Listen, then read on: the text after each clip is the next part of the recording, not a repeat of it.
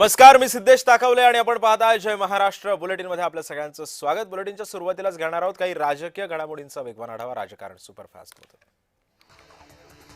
ठाणे मुलुंड दरम्यान होणाऱ्या नवीन रेल्वे स्थानकाला धर्मवीर आनंद दिघे यांचं नाव देण्यात यावं अशी मागणी सध्या संसदेमध्ये करण्यात आली आहे। खासदार नरेश भस्के यांनी संसदेतून ही मागणी लावून धरली। या स्थानकाच्या कामाला गती देण्यासाठी निधी मंजूर सुद्धा करण्यात आला।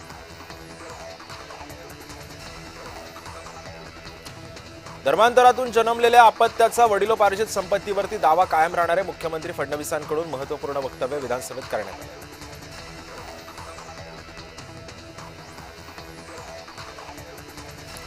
धर्मस्वातंत्र्य विधेयकावरून मवियामध्ये दुफळी असल्याचं समोर आलं। महायुतीच्या विधेयकाला ठाकरेंनी पाठिंबा दिलेला आहे।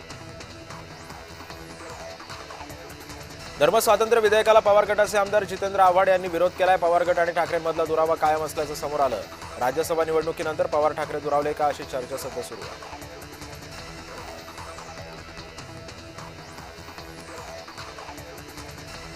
गॅसचा तुटवडा नाही मग रांगा का लागतायत? गॅस टंचाई नाही मग सिलेंडरच्या किमती का वाढल्या? उद्धव ठाकरेंनी सरकारला केला सवाल।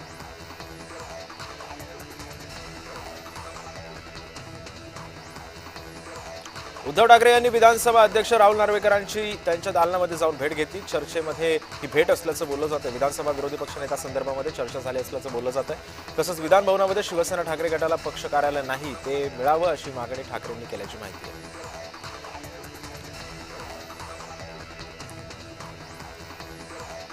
चिपळूण शहरातील सध्या विकास कामांच्या भूमिपूजनाचा फलकावरती आता भाजपच्या जिल्हाध्यक्षाचं नाव असल्यामुळे काँग्रेस आक्रमक झाली। नगर परिषदेला भाजपचे नगर परिषद म्हणून जाहीर करा। काँग्रेसच्या गटनेत्यांनी नगर परिषदेच्या भूमिकेवरती संताप व्यक्त केलाय।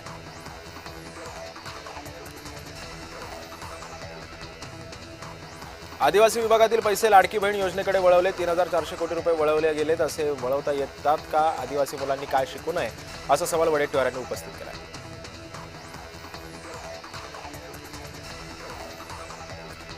काळा बाजार करणाऱ्यांवरती कडक कारवाई होणार आहे। या संदर्भामधील अन्न व औषध प्रशासनाला सूचना दिल्यात। आवश्यक सेवेमध्ये खास करून हॉस्पिटलला सिलेंडर दिला जाईल असंही गृहराज्यमंत्री योगेश कदम यांनी विधान केलं।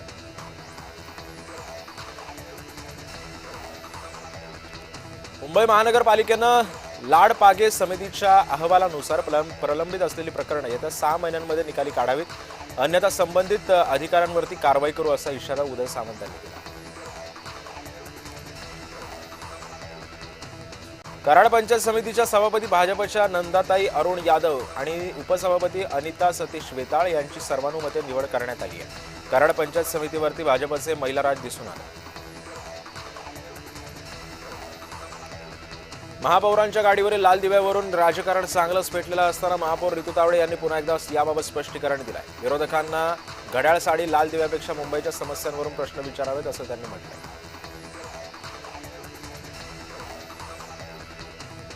ठाकरे गट आणि काँग्रेस हे एलपीजी गॅस सिलेंडरचा तुटवडा याबाबत अफवा पसरवत आहेत। गॅस सिलेंडरचा मुंबईमध्ये तुटवडा नाही अशी माहिती रितू तावडे यांनी दिली।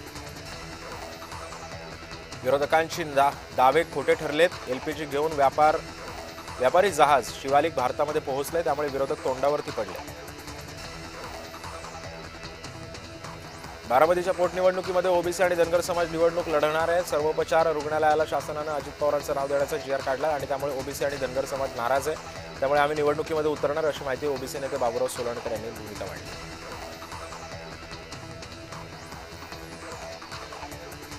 एकनाथ शिंदे अधिवेशन सुरू असताना अचानकपणे दिल्ली दौऱ्यावरती आहेत। त्यावरती शिंदेंनी दिल्लीला का गेले याबाबत माहिती दिलेली नाहीये। मात्र एनडीए मधील प्रमुख नेते तिथे आहेत, त्यामुळे शिंदे दिल्लीला गेलेत असंही समजतंय।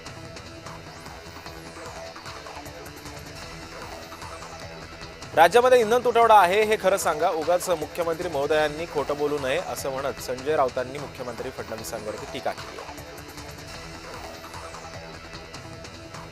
सर्वत्र सिलेंडर उपलब्ध आहे, गॅस सिलेंडरचा तुटवडा नाही असं सरकार आणि भाजपकडून सांगितलं जातं। यावरूनच काँग्रेस पक्षाचे खासदार बळवंत वानखेडे यांनी अमरावतीमधील दर्यापूर गॅस एजन्सीजवरती जाऊन गॅस उपलब्ध आहे का याची माहिती घेतली। यावेळी दर्यापूर केंद्रावरती तुटवडा असल्याचं समोर आलं। उपमुख्यमंत्री अजित पवारांच्या विमान दुर्घटनेची तिसऱ्या आठवड्यामध्ये पण चर्चा झालेली नाहीये। अमोल मिटकर यांनी व्हॉट्सअप स्टेटस ठेवलंय। राष्ट्रवादी विधान परिषदेचे सदस्य अमोल मिटकर यांनी सरकारलाच गैरचा आहेर दिला।